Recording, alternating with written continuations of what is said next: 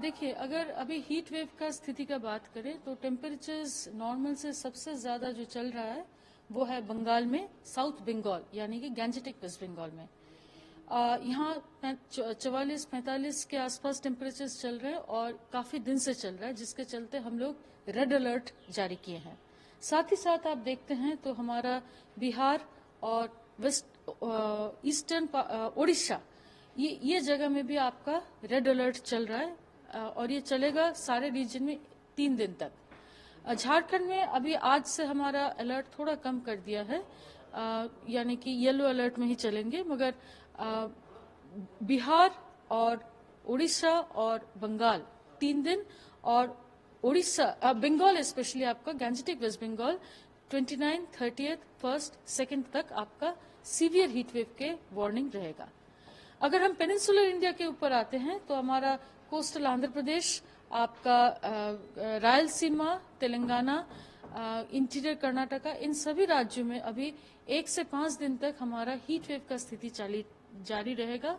और क्योंकि ये हीट वेव लॉन्ग स्टैंडिंग है और हीट वेव के इम्पैक्ट जितना दिन जाता है, इवन सेम इंटेंसिटी के साथ उसका इम्पैक्ट ज्यादा जाता है, तो इसीलिए हम शायद आगे जाके ऑरेंज अलर्ट जारी कर देंगे इन सभी राज्यों में। In many areas of India, would you like to tell us which part will affect more in upcoming days?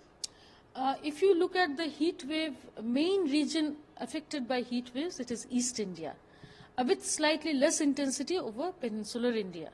This is in line with our monthly forecast, with our seasonal forecast, which had predicted that heat waves are likely to be more severe and more intense over these regions.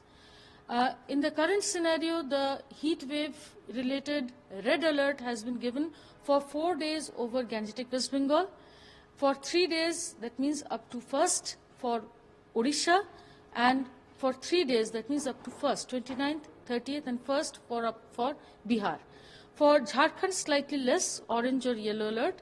And for peninsular India, because although the heat wave conditions may not exacerbate further, because heat wave is such a phenomenon, its impact increases with the same intensity also. The impact on the crops, on humans, increases as the days go by.